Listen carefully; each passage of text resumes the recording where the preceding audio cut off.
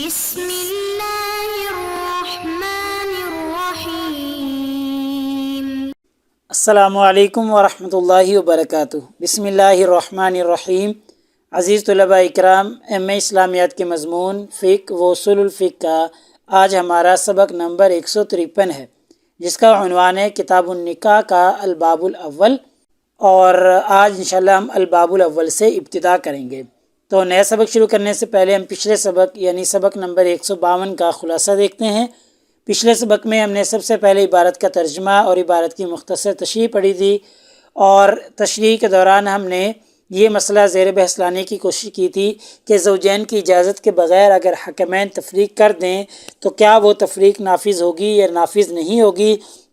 اس مسئلے میں ہم نے فقہائے کرام کے اختلاف کی وضاحت کی تھی، اور وضاحت کے ساتھ ساتھ ہم نے ان کے دلائل بھی پیش کیے تھے۔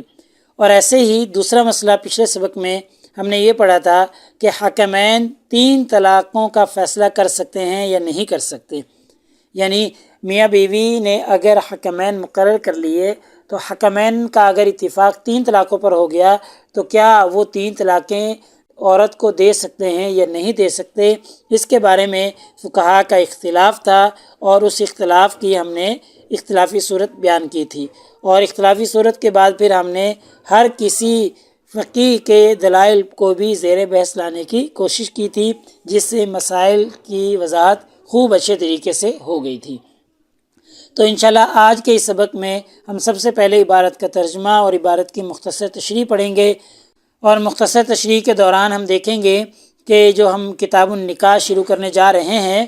اس کی ابواب بندی کریں گے، یعنی اس کو ابواب میں فصول میں تقسیم کر لیں گے تاکہ اس کے مسائل کو ذہن نشین کرنا ہمارے لیے آسان ہو جائے۔ ایسے ہی پھر آج کے اس سبق میں انشاءاللہ ہم باب اول کی ابتدا کریں گے،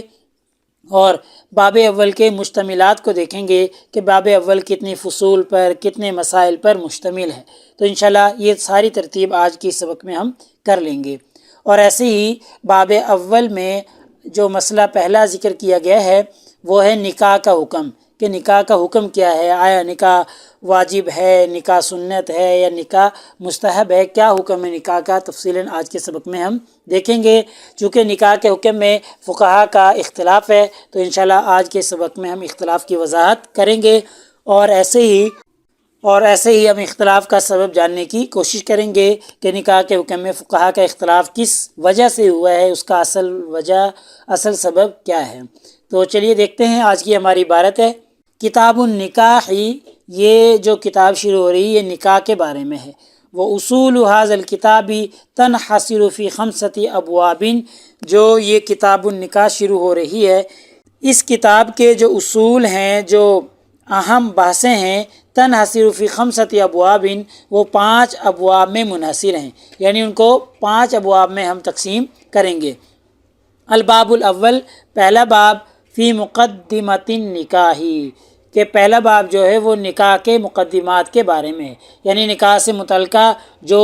اہم اور ضروری اور ابتدائی باتیں ہیں ان کے بارے میں ہے۔ الباب الثانی، اور دوسرا باب، فی موجبات صحت النکاح، نکاح کی صحت کے امور کے بارے میں ہے، یعنی نکاح کی جن امور کے اوپر صحت موقوف ہوتی ہے ان امور کے بارے میں دوسرا باب ہوگا۔ ایسے ہی الباب الثالث، تیسرا باب جو ہے، فی موجبات الخیار فی النکاح،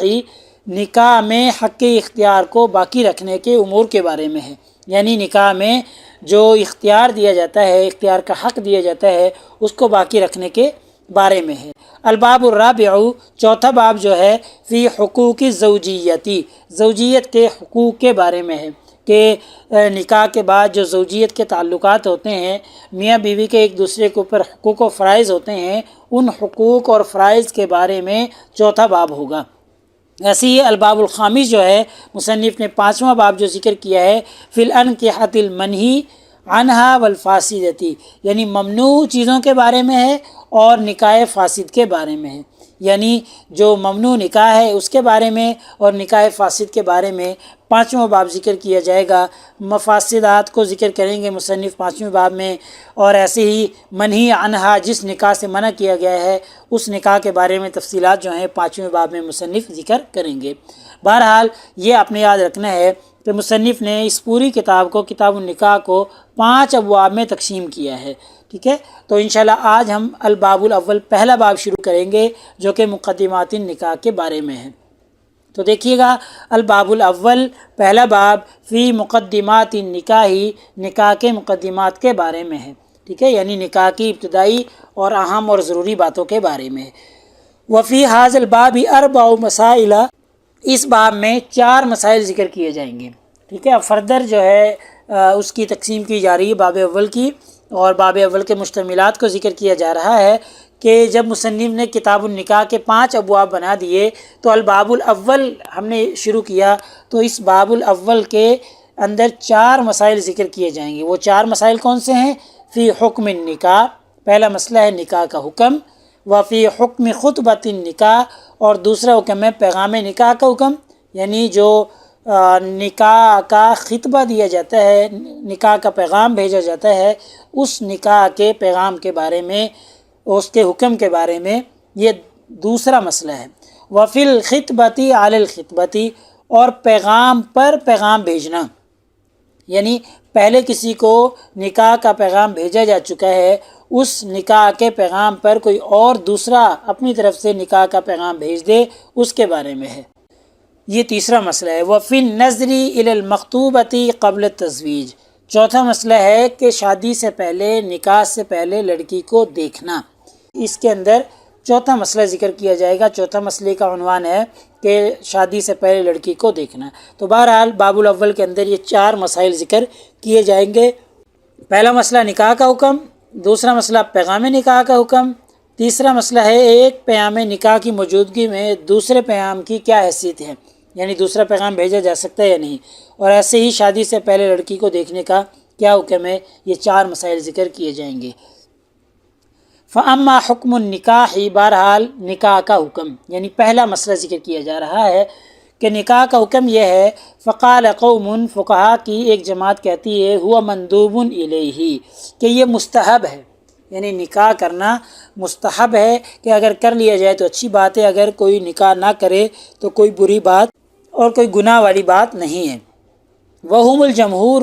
اور یہ جمہور کا کہنا ہے، یعنی جمہور کا کہنا ہے کہ نکاح کرنا مستحب ہے۔ وقال اہل ظاہر، اہل ظاہر جو ہیں امام داؤد ظاہری رحمہ اللہ کے پیروکار، ان کا کہنا ہے ہوا واجب،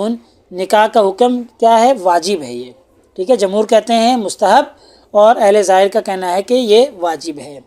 وقالت المتاخرۃ من المالکیۃ،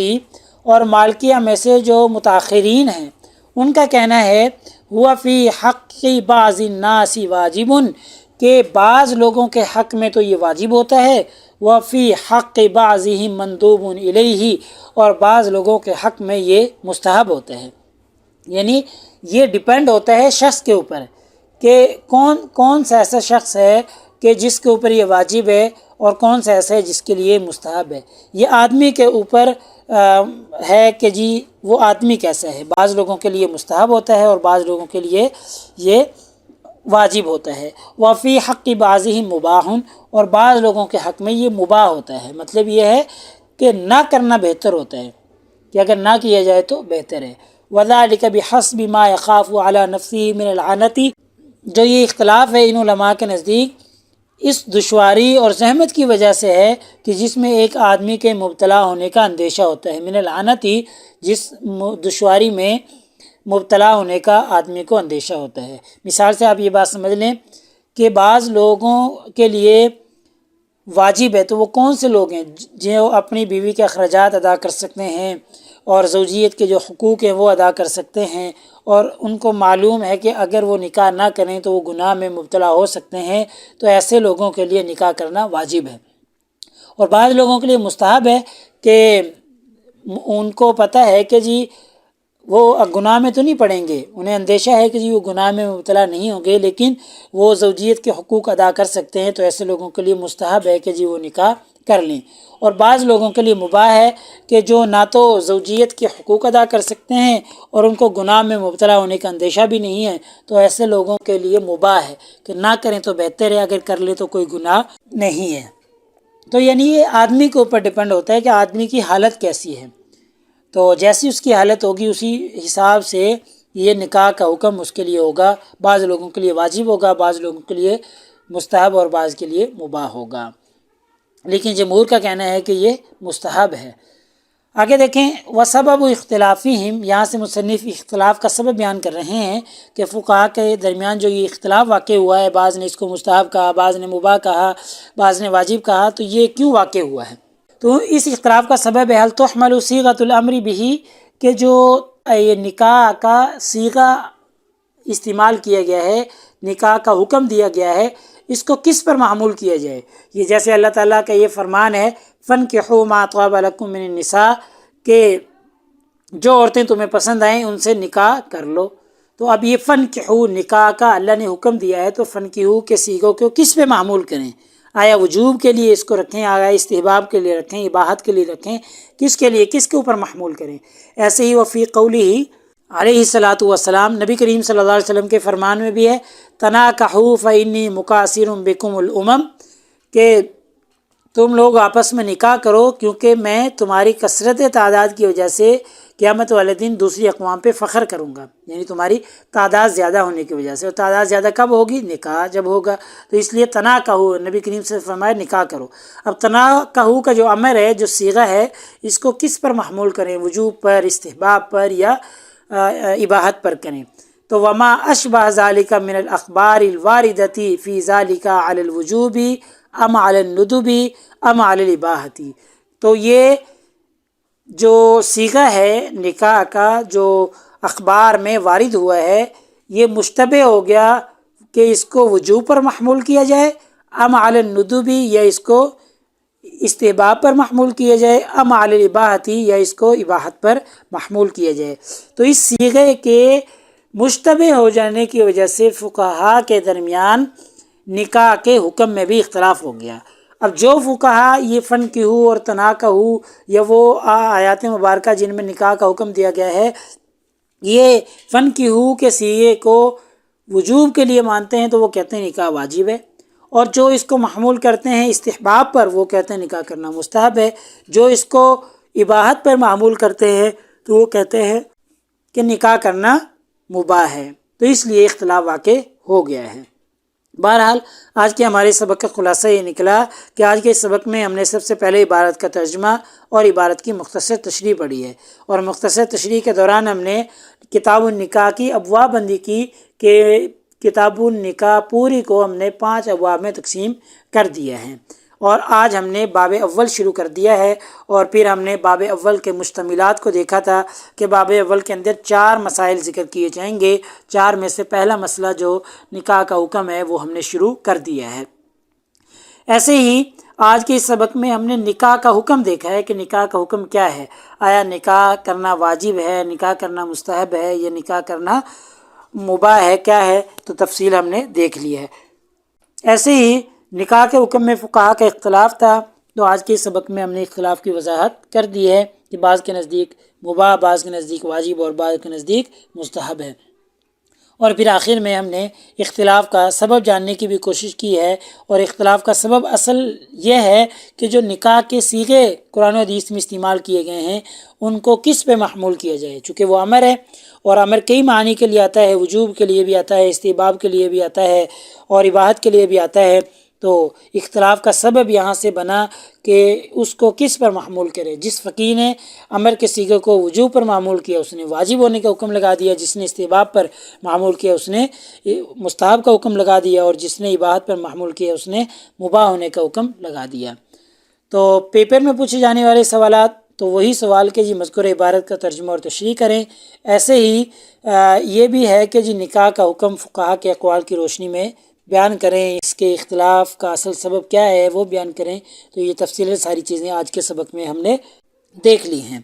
تو اگلے سبق نمبر 154 میں انشاءاللہ ہم اسی ترتیب سے آگے چلیں گے، اور کتاب النکاح کا الباب الاول ہم نے شروع کر رکھا ہے، تو انشاءاللہ آگے ہم فَأَمَّا مَنْ قَالَ سے پڑھیں گے۔